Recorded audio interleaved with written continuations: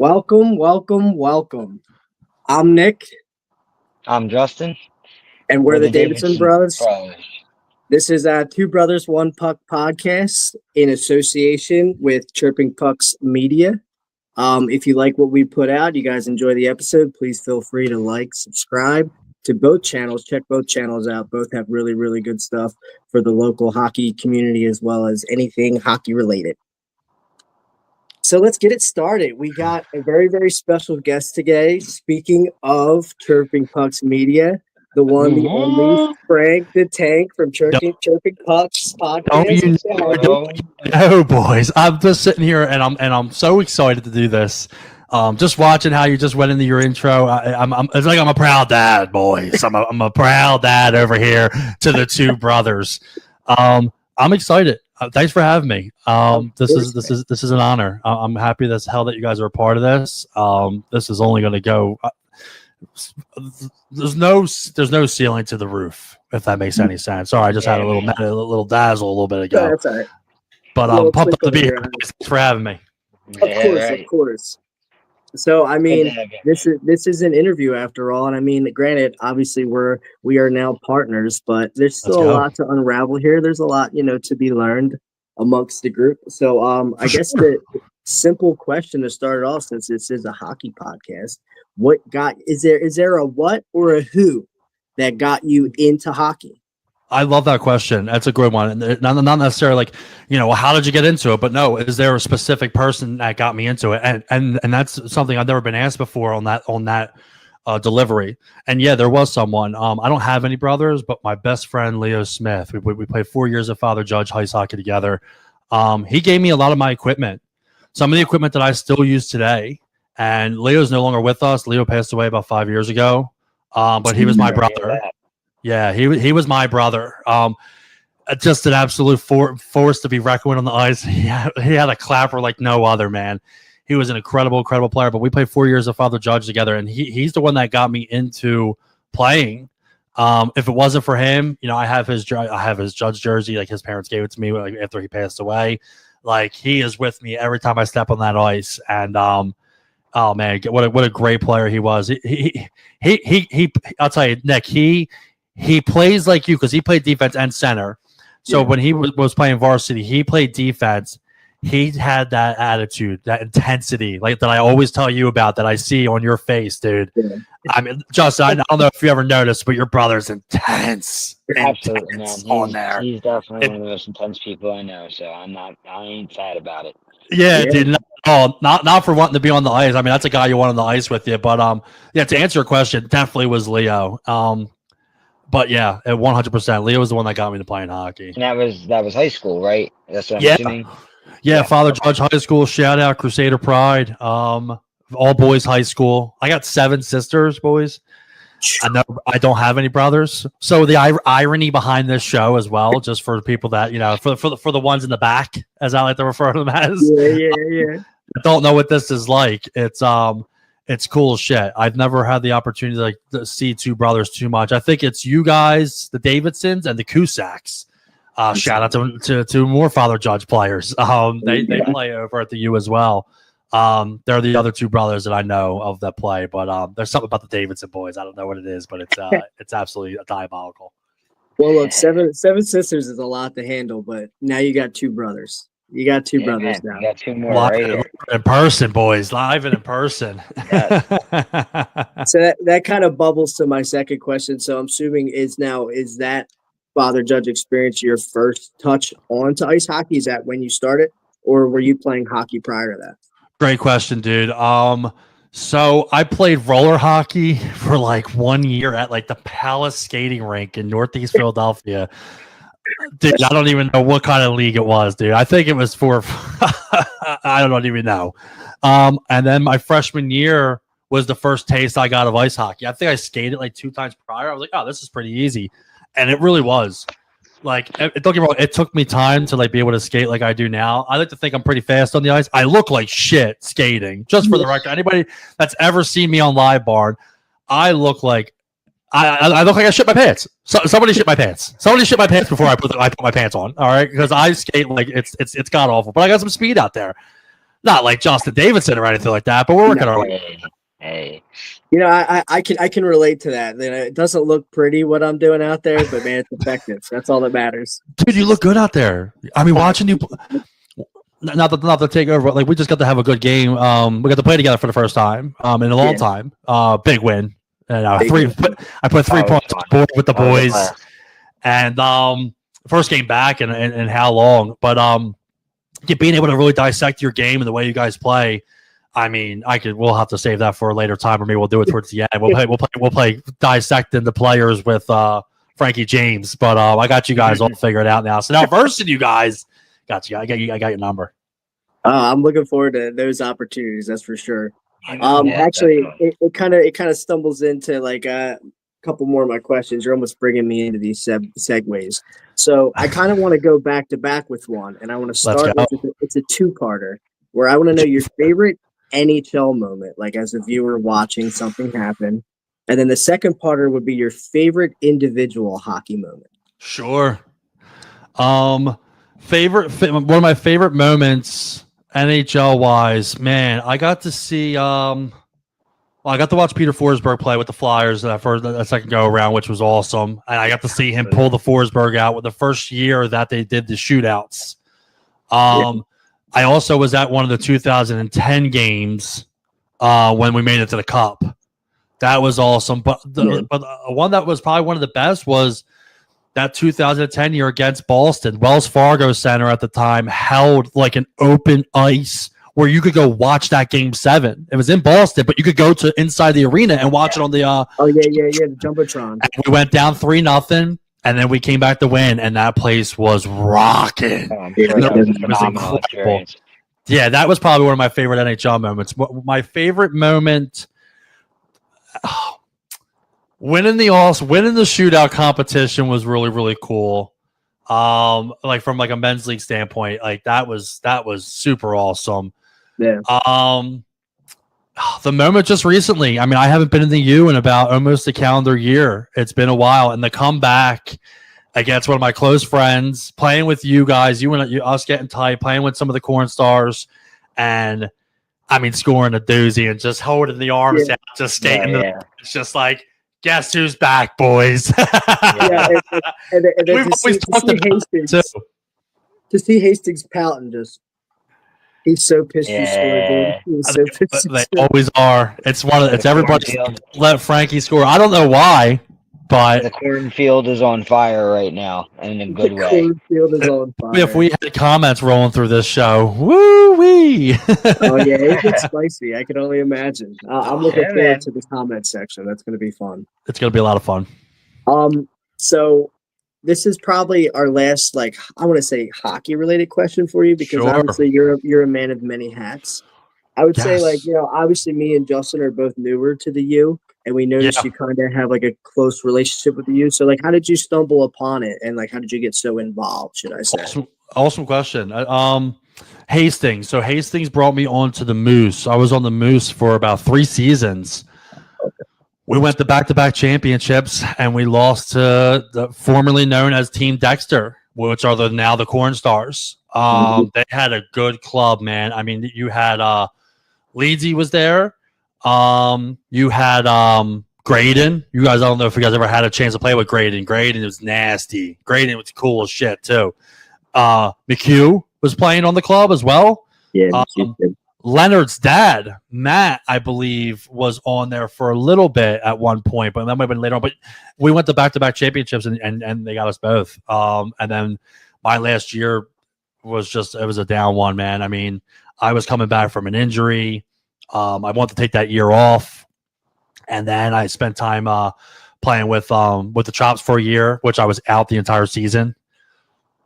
Came back again against Sean's team and had 3 points that game. Like, at least these moments that I like thrive in. Like, maybe it's just like, dude, it's just men's hockey, but in my mind, I have the mindset like, dude, it's my return. I got to go out there and I got to show out.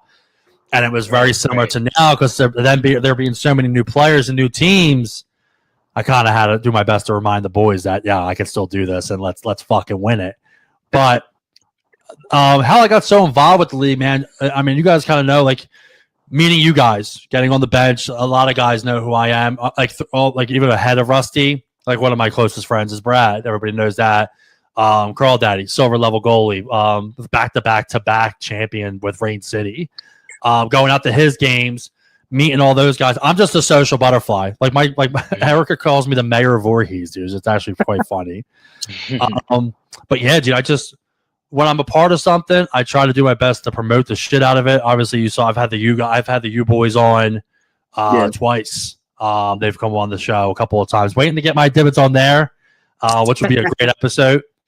We already know that, but just get myself out there and just being the social butterfly that I am. Got to meet a lot of people that way. That's how I kind of met you guys. I mean, that's an interesting story, more or less, of like how I wanted to meet you guys versus how it went. Yeah, I mean, it's a great story. We could dive into it if you want.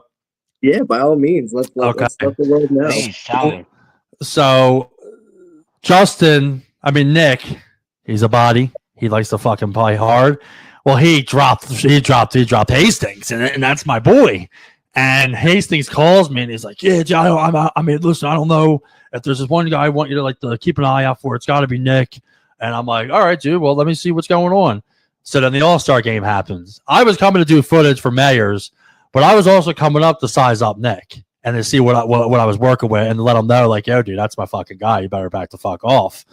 And I met Nick, and I'm watching him play. And he's got me in a riot, dude. And I look at him like, dude, I literally went up to him. I'm like, dude, there's no way I can't not like you. You play just like me. And I fucking fell in love with him. And then I got to meet you, Justin. Got to meet your lovely, lovely, wonderful, beautiful wives, your family. Just a great family you guys have. Like, anybody that's listening to the show, the Davidson brothers are like absolutely diabolical on the ice, but once they're off the ice, man, you want to talk about just the nicest, coolest cats like around. It's exact, and that's exactly how I play. I'm sure you guys heard me just barking at Sean's team. Oh yeah, absolutely barking at him the whole time. Because Justin, you were at the line right behind me, so we were next to each other for majority of the game. Oh yeah. That's how I like to play, man. And Nick, you're the same way. Even the Yetis last night, they had a guy chirping me from the bench the whole time. And fucking right, dude. Let's go. He says to me, "You got a pretty big mouth for a little guy." And I turned to him and I said, "Wait till you see my dick." But at the end of the game, I caught up with him. Wait till you see. At the end of the game, I caught up with him. I said, "Look, man, it's the end of the game. It's all love at the end of the game, man. It's just hockey." And he's like, "Yeah, oh man, I just think it was 55. I think it was 55. Yeah, it wasn't conjunctivitis, was it? No, but I will say with him. Yeah, me and Conjunitis definitely rubbed elbows a lot that game. Yeah, it's Conjunitis' yellow helmet. That's who Nick had it out with a little bit. Let's go. It's a little testy because I haven't talked to, because I'm a hockey player at the end of the day. I haven't talked to him off the ice. Yeah, that's the first time you guys ever kind of came encounter with each other. You guys haven't had that brotherly what's going on. Well, actually, I subbed for a Sugar Bush game. Yeah. Shout out for Mr. Bronze over here. And let me just say, he caught me on the chest chin area when I wasn't looking. Oh. And then I kind of kept a mental note of that. And I'm like, okay, so we had our game against them last night, and I knew that he was the type, just like me, who likes to play a little physical. He likes to rub people out on the boards. Yeah. So that's Mike, dude. So I just started giving it back to the guy, and I just hope there's no hard feelings here, because at the end of the day, it's I'm one of those guys where it's that's a style of game I feel more comfortable playing. But I know I have to tone it down because we're in a beer league. It depends on who you're going up against too. But the Yetis is one of those teams that you could do that with. Yeah, they all play physical, man. I saw Purdy was there too, and with his little rocking seat thing, because he had a freak accident on the ice with his leg. Yeah. He was at the game. About that. He showed up. Yeah. Yeah, I saw that. I'll tell you what, they had me thinking about investing in iron shin guards by the end of the game, man. They were hacking and whacking at me, man. Hacking and whacking? Yeah, hacking and whacking, bro. It was like Paul Bunyan on the ice against me. Let's go. Yeah, no, it's just one of those things where it's like if that's the style you want to play, it's like I prefer that. So by all means, like, but like just know that this is a two-way street. Like I'm not doing it to hurt anybody. I'm not doing it to ruffle anybody's feathers. I mean, don't get me wrong. Having the mental edge is always a plus. It's always a plus. I love that he said I keep a mental note. Like he's probably got a book up in that brain. He's got a notebook. He's got a notebook. It's got a nice list to it. And it's the biggest feather, and he's like, takes him back to like when he's like, because he literally is Ben Franklin, like he got the feather quill of Ben Franklin with the hair and he's just like the feather duster, like my conjunctivitis, that son of a bitch. Well, the biggest way to get up on coming back for him is touch my goalie, and he did have a moment where he touched the goalie. So did he do a swipe? Speaking of which, shout out Santora. Santora absolutely went after who was it? Blue Visor. Zigian. The Zigs. Yeah. Zigs, yeah, dude. Santora went right after him. He's dude. He's another one off the ice, dude. He's so sweet, so great to play with, like to talk with on the ice. I think I've refed a bunch of his games. I think I tossed him out of almost every single one of them, dude. And the boarding, he gets really in tight with the boarding, man, and it's like scary. And I'm just like, dude, what the fuck? Dude? Well, that's what triggered Santora. He kind of came in on Santora from behind into the boards. So Santora bounced off the boards and gave it right back to him. Did he? Oh just threw the old body back. Dude, live barring that shit, dude. It was something. They both caught a roughing. They both caught coincidentals. Yeah. Okay. Yeah. So, but no, it was a good game. Obviously, I am so excited to do these shows on W Sundays versus L Sundays. Yeah. Coming back to the win, it always feels better. It always does. Sure. And you guys are coming back from a big win. Oh yeah, that was only undefeated teams left. I mean, there's not many of you guys left that are undefeated. Just us and the Moose. It's us and the Moose. Yeah, us and the Moose. Oh, and the Yetis. That's a big win, dude. Yeah, that is a big win. We needed it. We play him again. We play him again later in the season. We play him again, and I'm sure it'll be just as tight of a game then as it was yesterday. Yeah. Oh yeah, for sure. The people understand what Rusty Plus and the way things are now is that it's so much more competitive. Like you guys are getting into like where it's like really competitive. Like it wasn't like this. Well, it all kind of started with Sean Hastings and him starting to bring in players that he shouldn't have, and like literally they had to revamp an entire division because of it. Yeah. It's absolutely hysterical, actually. Yeah, but I heard somebody say like Rusty used to be so different, but now it's basically like an additional bronze league. Dude, we'll make a man out of you down there. Like we'll tune somebody up, dude. I've never there's most fights happen in Rusty. I mean, the most chippiness happens in Rusty. Like, it's just you got to be ready to play. I mean, you could be this like if you try to embarrass people. Like, I mean, I know Santora will agree. You try to embarrass us and stuff like that, or a team try to embarrass, or a player try to embarrass a team. Like, you're gonna get a licking. It's just the way Rusty is turned into. I love it. I absolutely love it. Nothing's free.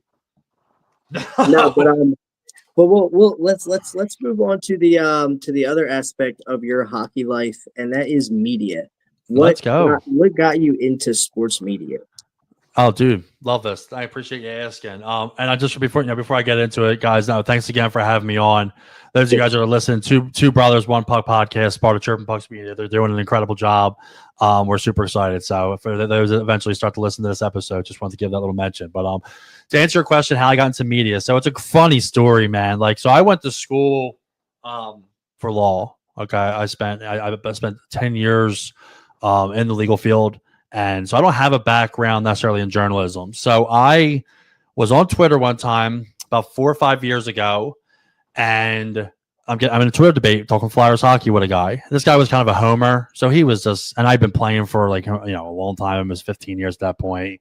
I just know the game. I have family that played, some high level, pro level. So I just understood the game a little bit more differently than he was. Next thing you know, people are retweeting and resharing our conversation. I'm like, oh shit, I'm getting some followers. I'm like, who the fuck is this guy? Conversation ends 1-0 me. And then I get a message from the guy, and I'm thinking he's gonna be a dick. because I had to put him in his place. Respectful debate. Yeah. And it turns out the guy I got into a conversation with was Jamie Bascal, chief editor and founder of Flyers Nitty Gritty, flyersnittygritty.com. Their credentialed media site with the Philadelphia Flyers, fully credentialed. I had a conversation with him for about an hour, and I started writing for him. All of our stuff was also on Bleacher Report, so I was an affiliate with Bleacher Report as well, which was incredible. Yeah. I started out as a journalist. I remember the first fan moment I had. I wrote one of my first articles I ever wrote was for Jamie. It was a decade of destruction. It was about Claude Giroux getting his 800th point, and I was the first one to put it out. It got like 25,000 reads on Bleacher in like 24 hours. So it was right before COVID. I'm going to the locker room at the training center with my bow tie on, just trying to make a little name for myself. I knew some of the guys. I got to meet a lot of great guys like Jordan Hall. I got really tight with, and a few of the other ones. I do stuff now with Bill Meltzer, with Hockey Hot Stove, who you guys will be affiliate with as well. I'll introduce you guys. But Claude acknowledged my article when I introduced myself to him before I even told him about it, and I was like, "Holy shit, dude!" I walked out and I cried. Yeah, that's an awesome moment. That's got to be redeeming and feeling great for that. One of the coolest moments I ever had. After that, it became like all business. I got to know Claude pretty well. The last game I didn't shoot really. I ended up transitioning to doing photography. Network I was a part of needed a photographer. I shot the alumni game one time. Pictures turned out like dog shit, but I felt like I found my calling. So I stopped writing and then picked up a camera. And one of the only games I didn't shoot that year, or maybe it was the year after, was Claude's 1000th game. I went as a fan. I sat right behind the bench. And dude, he didn't play like the last 4.5 minutes of the game. And me and the usher, my main man, saw him every game. We were like, dude, he's gone. He's traded. Yeah, they're not risking him getting hurt. Trade was announced 2 days later that sent him to Florida and Owen Tippett to the Philadelphia Flyers. With the connections with the NHL, connections I also been able to make doing work with 93.3 WMR with Preston and Steve show. Playing for us so long, doing a lot of charity work just within the community. I revamped my Frankie James photography business into Chirpin Pucks Media, which that started probably about 6 months ago. And that's where we host hockey tournaments, some charity based, some not charity based. And we provide like a good like NHL like media coverage for the players. So we provide fitted photos, video, and stuff like that. So now we had a women's team, which I'll do a little shout out to the girls. We won the C Division championship. The Chirpy Pucks. The Chirpy Pucks won the the Chirpy Pucks. The guys are the Chirpin Pucks. The women of the Chirpy Pucks. And dude, they're crushing it. I mean, we're like 0-3. They're 1-1 with a championship and a short bench. Oh, we're doing something next year. One of the tournaments one of the charity games that we're going to be doing. I think it's for like domestic violence. All the money's going to be donated to. We're doing the Chirpin Pucks versus the Chirpy Pucks. Okay. And we're probably going to do 2 games that day. We're going to do that game, and then we also, I guess we're talking ideas now. I want to have the Two Brothers One Puck hockey team debut. You guys form a hockey team for like a little open game, little first game to kick off the big one. So we get out there, and maybe we get like the Corn Stars, or if you want to bring like you guys build your own team, and you guys will kick it off, and then we'll play right after you guys for the biggie. I guess I'm kind of spoiling plans here, but breaking news! Make sure you check out this episode because nice breaking news right now, guys. Right, out of nowhere, we could go through the EA Sports Hockey League style and start looking at all the teams that are in the UAHL and start pulling. Go ahead, you know what? Like, hey, we're gonna do this. We're gonna do this. Bring you here. Yeah, right. Have it all within the brand, which is awesome. But that's kind of how I got involved in it, man. Like, I was, and that's why it helps. And like, the podcast started like 6 years ago, right when I got into the media. I started the podcast. It used to be called the Frank the Tank Show. I was a one-man crew, kind of like a Jim Rome is Burning. If you remember Jim Rome, like a hot take show. I did that by myself for 4 years, and then I had a co-host, my buddy Bill, who's going to be making an appearance on the 100th episode again. And then Bex was my co-host, and then we found Ryan. And Ryan's been on now. Ryan's been great. We're gonna be doing some different stuff with Ryan after the break, which we're all excited about. He'll be excited about it. He'll have no choice to be excited about it, but he'll have to be excited about it. But yeah, that's kind of how I got into it, man. It's I was in the right place right place, right time, and yeah, man. But I didn't forget like where I came from, more or less. Like I tried to help people along the way. I tried to do a lot of charity work. Like we had the charity game for Jason Martinez earlier this year. Yeah. Like I always try to give back one way or another. And like, when you guys came on the show, like I said, I was getting messages from other networks like, hey, man, yeah, it's like, yeah, you got to bring these dudes on, right? I was like, you better back the fuck off, boys. Told you guys that like an hour after the show. Literally an hour after the show, I was getting messages. Gee, that's crazy. I mean, it's flattering. It's definitely flattering. You know? And I'll tell you, it's just us enjoying ourselves. Like we're just enjoying, most of the time, just talking about hockey or the flow of conversation. Just being able to enjoy a good time with good people, is always a plus. Our old ladies are tired of hearing it from us, so at least we can get on a podcast and talk to each other. Trust me, the wives episode. I've always wanted to do the hockey wives episode. Yeah. Yeah, mine probably not so much. I know mine will. Mine's charismatic. She'll hop on here. Get Erica to get on. Erica's always wanted to do it. Yeah, I mean, it would be interesting, and they'll probably not want to talk about hockey because we've already done enough for everybody involved. Erica used to bring the Loud Cup, dude. She had the Loud Cup. She was like one of because the No Deeks who I played for, she's really tight with. Do you guys know Mulvihill? No? Okay, so Mulvey, he's one of our No D guys. His girlfriend Nicole, Erica's really, really tight with. Okay. So that's cool. That's always cool when you have like a teammate who gets along with your significant other, so that now they have a reason to come out and support, so they're not by themselves out there. You guys bring a nice crew during the playoffs. You guys had a nice crew, dude. I mean, I know we didn't have like wombat material, but like, I mean, who fucking does? Yeah, they were all off. They were on spring break. Freshman year must have been real tough for half of their crowd. Yeah, you're telling me, dude. Yeah, I mean, they bring it though, man.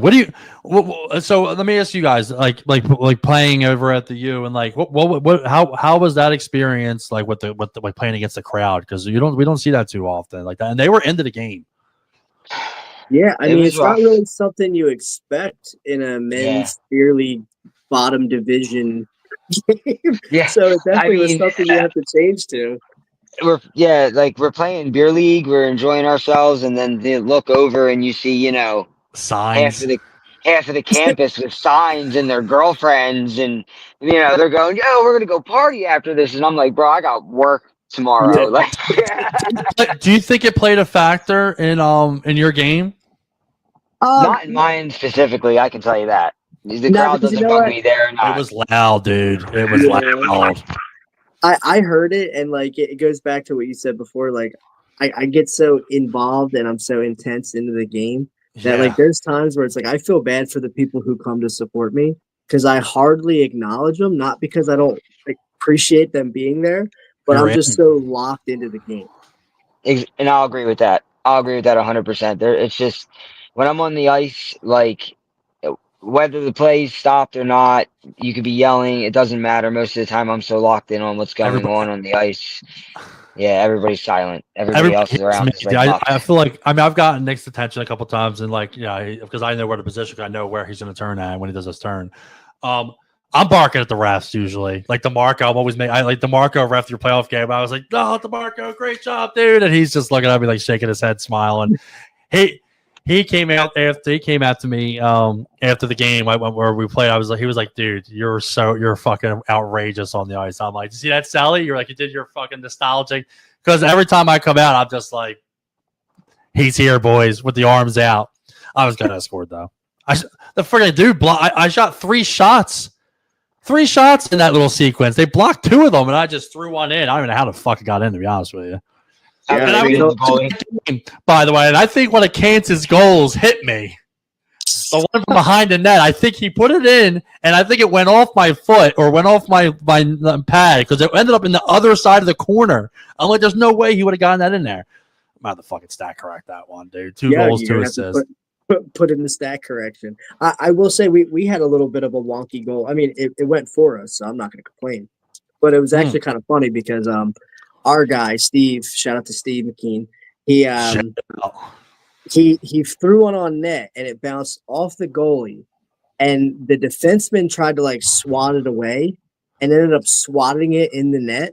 Nice. And then he immediately called to the referee, and he's like, "No, it got punched in. It got punched in." I'm like, "Yeah, it got punched in by you idiot!" Like, yeah. God, Ziggy's the tater tot goalie, right? Yeah. That's we have a great, like, I know the Davison brothers. We have a great relationship with Ziggy, and I always look forward to playing with the Yetis because they're rough and they're tough, and like their crowd gets a little rowdy. We actually had a game, and we had a game ended. I think it was 5 minutes early because their crowd was acting up, and then the referee ejected one of their crowd members, and he's like, "Why don't you come up here and make me?" He's like, "Or I could just end the whole game."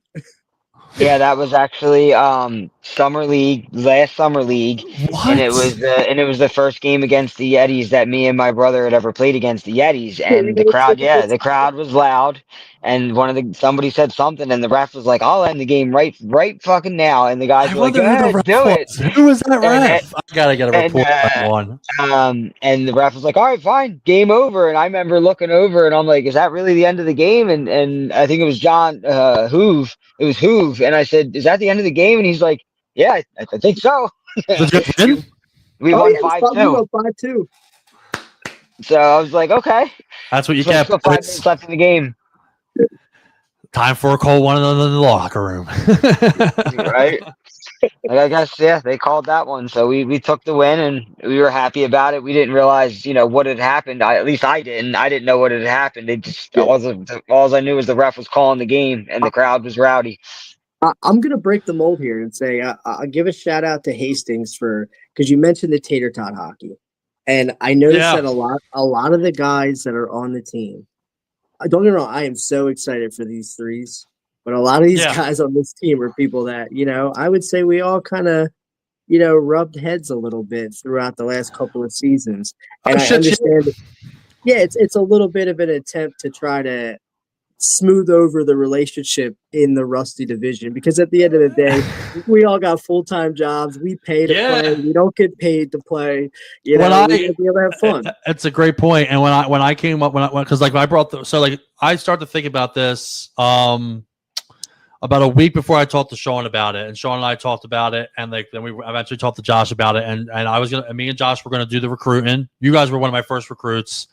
Like Kay, Ziggy, our goalie, that was Josh's recruit.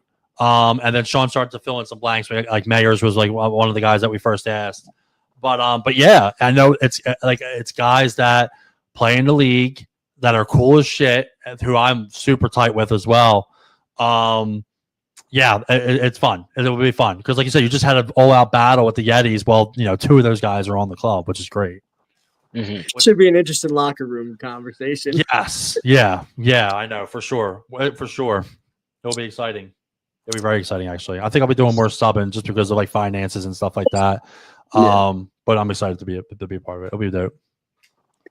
All right, so we'll keep on rolling right here. I only got a couple more that I can really hammer in, and it's more about like future. So we could start with what you think might be like your future goals as far as playing. Like like you just mentioned, subbing a couple games. Do you eventually plan on either finding a team, creating a team, maybe joining like tournament hockey, or do you plan on maybe kind of making it more of a part-time thing? So, I mean, I do a lot of tournaments. You guys will see that. I love tournament play, especially because I get to play a little bit higher level. Like I got a chance to go up against like the Hawks Gold team. Like we played against like DeMarco, Pascal, Steve, Larry. That was fun. I mean, I know they weren't going full throttle. They didn't need to, but it was cool to get on the ice with them. So I do a lot of tournament play. But yeah, I mean, subbing with the Stars right now, enjoying that. I'll probably I finding a team and building a team is a lot of work. So I noticed that instead of like I'll put like a tournament team together of like the Chirpin Pucks, but I'll probably just continue on doing what I'm doing. I'll join a team again full time, probably next season. But for right now, man, I'm just subbing with the Stars. Playing down at Grundy with the Demons as well. I play there a little bit more full time, but yeah, I'm just I'm kind of in this cruise control because I don't want to. It sucked not being able to be a part of last night because I was ready to go. I mean, I was one of the early check-ins when there was like 9 there, but I also understand that I'm just subbing, so it makes me wanna. As long I told him I was like, yo, dude, we just gotta get me playoff eligible. Let's get me playoff eligible so I can come in and then we can just fucking win this shit together. Because I mean, like, and that's also helped with like having an impact game. The first game back is that like I was able to contribute, which is like one of my biggest. I always try to contribute any way I can, and it was dope. Like Kance had a couple, he had one. I think that one goal was mine. But yeah, that's the rock paper. Yeah, man. I mean that makes sense. I mean, because at the end of the day, with everything you got going on, definitely don't want to spread yourself too thin either. Leave some availability for yourself. For sure, but still be around the rink. Like I still come out and watch sometimes and stuff like that. Like I'll always be like around and shit like that. But yeah, I miss playing over Theo. Like having that little taste this last weekend was just, it was like, oh man, I miss this. I miss these rivals. I miss this kind of competition. Yeah. Like I'm looking forward to playing against someone. I'm like the Wombats. Like I want a piece of their fucking ass. Yeah. Like when you guys play up against them, I think I already checked in. Yeah, I think that's 2 Saturdays from now. Yeah, like I want a piece of their ass. Like, I remember just like watching their game and just like I need to let these boys know exactly what the fuck's about to hit them and just go out there and just bark and just absolutely bark. I do not want to lose another game to the Wombats, man. Absolutely, we're not going to. They're struggling right now, dude. Yeah, I was gonna say that. I mean, struggling. The team that we played in the playoffs, like they were a solid team. They won the chip. They're the defending champs. But I have noticed they've kind of been sputtering out the gate. I don't want to get ahead of ourselves though here because that's the beautiful thing about this. Yeah, this season it's an 18 game season this year. 18 games. That's a lot of action, dude. Can't get too hyped over 3 games. That's a lot of action. Keep the scope open. A lot of things. Wait till April, doesn't it? Like this is a long season, I think. Yeah, I think the season will end somewhere in the beginning or mid-February, and then playoffs lead into going into April. Let's go. Correct. So because I'm pretty sure I don't know if the last 2 rounds of the playoffs are best of 4. I think it's the last 2 rounds are best of 3. The best is yet to come, and they don't hide. but look, we're 3 games in. We can't be talking about playoffs yet. That's way down the road. Let's not talk about playoffs. We got a while before playoffs are here. We're focused on 1 game at a time. We'll get to the next one, and then next one's the Narwhals, man. The Narwhals. Oh, that's a good one, dude. Yeah, it's gonna be a good game. That's a good one. Oh man, it's a late one. The wars I used to have with that club, dude. Oh, yeah, and I'll be coming out the gate right at about the start of the first period. I get done at 9:30 p.m. at work, and the game's at 10. So I'll be literally leaving directly from work. Might even be throwing most of my equipment on in the car so that I can run into the locker room and finish out and get out to the ice. Come on! I love it. True hockey player. It looks like he's ready for the boardroom and the bedroom. That's right. I got my chocolate milk ready. Let's go. He's got an early bedtime, the little guy. I know, dude. I was surprised. He's like, it's time for bed. It's time for bed, Justin. Cut the reel. Cut the reel. What is it? It's 9:30. I got time. We're doing it live. We'll do it live. Fuck it. We'll do it live. That's one of the best ever. Yeah, dude. That and then who was it? Was it Humphreys that went after Jim Rome? Because you brought him up. Oh yeah, because he keeps calling him Chris. Yeah, he flipped the whole stage up. Yeah, he went after. That was early in his career. Yeah, he kept calling him Chris. Oh, dude. I forget, dude. But he's like, yeah, you just called me one more time. He's like, He's like, I'll get a couple segments out of you. I'm like, let's go, Jim Rome. I'll get a couple segments out of you. Dude, I love it. Balls of friends, man. That's incredible. Good stuff. Good stuff. No, yeah. I mean, So I guess my last question too would be The grand finale. Going into the future, your media goals, because obviously, Yeah. Two Brothers, One Puck, we get to kind of be a part of that. But Yep. curious to see what else you guys got in the barrel. And we're excited and ready too. So yeah, hit us up. Let us know. Yeah, for sure, man. Yeah, I mean, getting you guys rocking and rolling is definitely like probably a first time priority, like first like on the list. But like from outside of that, the goal is to launch the 501c next year for the Chirpin Pucks Foundation, which is going to help hockey players that suffer from mental health issues. I'd love to do a travel tournament. I was thinking about Danbury going out there for a hat-tricks game because Johnny Ruiz, the captain over there, he's a local guy. He's a U guy, actually. So what you don't know, I was gonna say, what you don't know is my brother grew up with him. Right. And he knows him quite well. Yeah, we both graduated from Williamstown High School, 2012. Yeah, that's awesome. That's dope as shit. So I want to do something out there, stay for the weekend, like us put on a tournament in Danbury Arena. I got the connects over there to make it happen because I got to know AJ Galanti really well, who's now like their GM, and kind of like have us like as a guest. So like that's a big goal of mine, and just to stay consistent and just turn the ROI into a positive, and just keep rocking with the shows. Get you guys to do a live show like out like at like a rink. That's probably going to be a goal for next year. But yeah, big things, man. Big things for everybody. I'm super pumped up for this show. I'm super pumped up to have you guys a part of it. Perfect candidates. It was an easy decision. You guys made it too easy. And everybody else that was blowing up my phone. we appreciate you having us because I know our first experience on the podcast, like that's I'll say like this wasn't something that me and Justin really had a venture for, so to speak. Sure. But like you said, like we love the sport. You saw how much we love the sport. There's a lot there. We've been playing for a long time, all different styles of the game, whether it be street, roller, and ice. So I'm definitely excited for this podcast. And obviously, without meeting you and no matter how strange the initial interaction might have originally intended to be, now we're here, We're here. Yeah, we're absolutely here. And yeah, like it's you guys were great. Like and like everything happens over time. Like I don't go back and watch too many episodes. I have been recently because of what I want to do in the future with my show with the Chirpin Bucks. Nothing happens overnight. Like you ease into it and you learn and you start to get in your flow. I always said it takes about 4 episodes to really start the gel.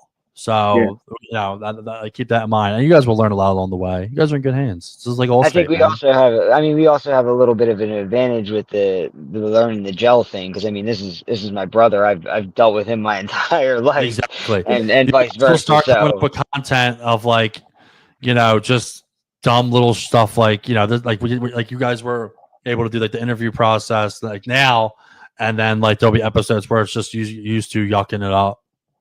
Yeah. Oh yeah.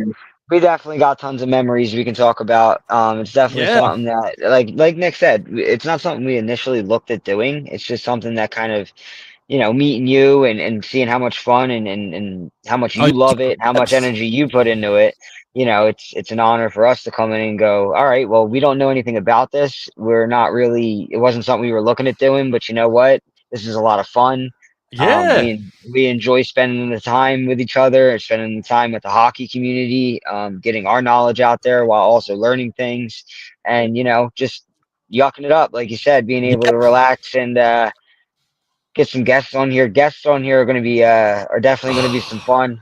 I've been in touch with my old high school ice hockey coach. He actually, he has a son and daughter that play together, so I was thinking eventually trying to get them on here. We'll see. They're not the camera type of people. They're not the camera type of people, but we'll see. But yeah, so definitely getting guests on here. That would be cool. Like even having your coach on. Yeah, definitely. He played a big part in my life, definitely in high school too. So I got plans, we got ideas, and like I said, it wasn't something we looked at it, but you kind of gave us a little bit of a spark, and if you give me and Nick a spark, we're gonna do something with it. So we got a spark now, we got a flame going. So there's a flame. Keep building on it. So there's a flame, boys. Well, I appreciate you guys having me on. It was an incredible episode, man. Thanks so much for having me. Seriously. Of course, man. It was a pleasure. Thank you guys. Thank you so much for taking the time, answering our questions. And obviously having us a part of your media podcast, buddy. I appreciate this. Absolutely, Yeah, absolutely, guys, and be on the lookout for more. I really appreciate you guys having me on. Yes, please like and subscribe. Whenever this episode comes out, please like and subscribe both Two Brothers One Puck and check out Tripping Pucks podcast. They have some great content as well. Don't you know?